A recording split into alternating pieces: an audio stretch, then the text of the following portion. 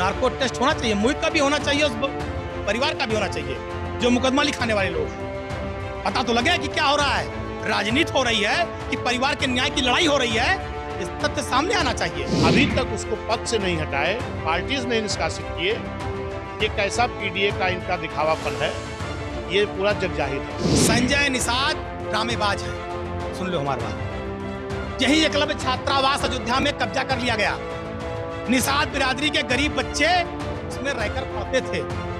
संजय निषाद के मुंह से आवाज नहीं निकली, उनके जीप पे लकवा मार गया था। और कह रहे हैं कि पीड़िता का और जो मुलजिम है उसकी डीएनए जांच होनी चाहिए। मैं समाजवादी के लोगों से ये क्वेश्चन करना चाहता हूँ, उनकी सरकार में भी तमाम इस तरीके से घृणित कार्य हुए थे, क्या उन्होंने किसी का डीएनए जांच कराया था?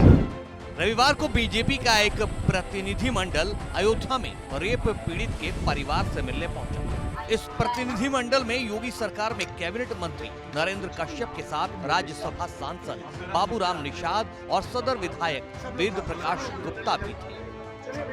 बीजेपी के इस प्रतिनिधि मंडल ने पीड़ित परिवार से मिलकर उन्हें मदद का भरोसा दिलाया है। दूसरी तरफ योगी का बुलडोजर पूरे एक्शन में दिखाई दे रहा है। नाबालिग लड़की के साथ रेप के मामले में मुख्य आरोपी समाजवादी पार्टी के नेता मोहित खान के खिलाफ यूपी सरकार ने एक्शन लेना शुरू कर दिया है। शनिवार को मोहित खान की बेकरी पर बुलडोजर चला और अब एक ऐसे मल्टी कॉम्प्लेक्स को गिराने की तैयारी की जा रही है जो मोहित खान के एक एनआरआई मित्र के नाम पर है।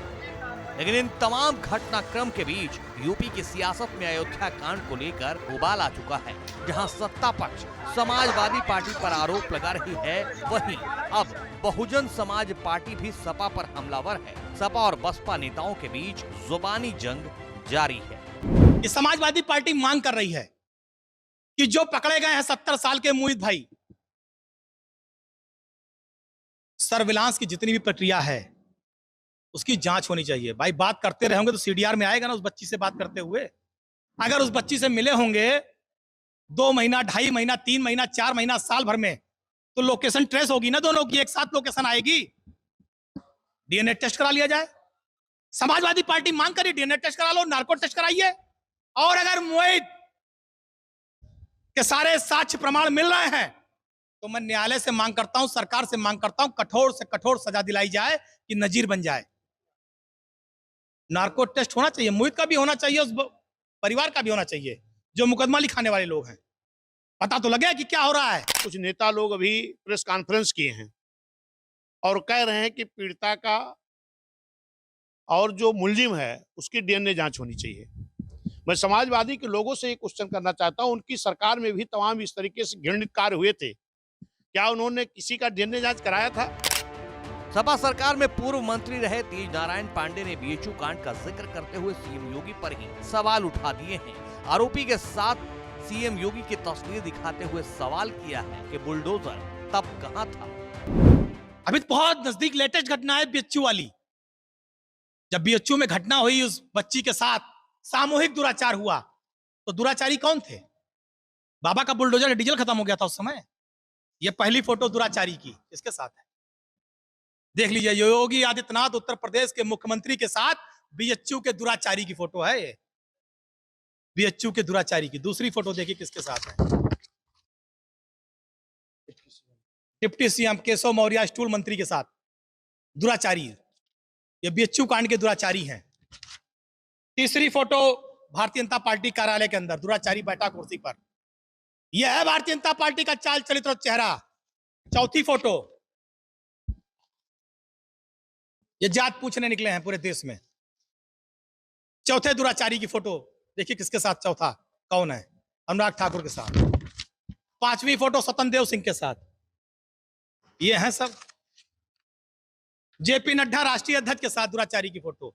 ये सब बीएचयू कांड के महानायक हैं। हालांकि बीएसपी सवाल कर रही है कि पीडीए का नारा देने वाली सपा पिछड़े समाज की बेटी के साथ इंसाफ की लड़ाई में मदद क्यों नहीं कर रही। जो पीडीए का नारा देती है, जबकि एक पिछड़े समाज की, निषाद समाज की बेटी है जिसकी उम्र मात्र 12-13 वर्ष है और एक गरीब परिवार की बेटी है, तो क्या गरीब समाज के पीडीए के लोगों को न्याय नहीं मिलेगा?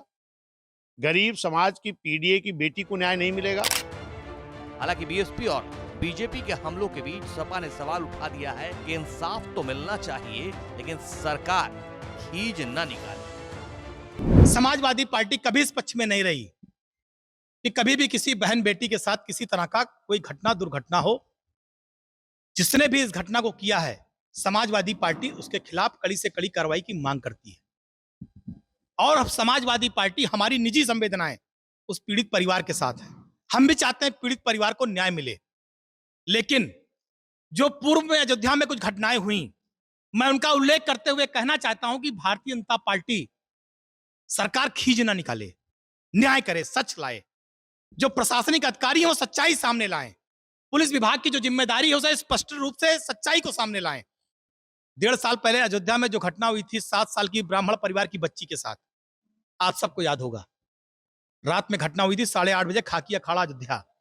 क्या हुआ? 3-4 बार उसका ऑपरेशन हुआ मेडिकल कॉलेज में। अभी भी ऑपरेशन एक आध होना बाकी है उस बच्ची का। जीवन मरण से उसने संघर्ष किया। बुलडोजर चला? जरा बताइए कि जो उस पे नामजद अभियुक्त थे जिन्होंने गलत काम किया था, बुलडोजर चला उनके घर पर? क्या कार्रवाई हुई? योगी जी क्यों शांत हो गए थे? सत्ता का संरक्षण था, विधायक का करीबी था, कोई बोला उस पे?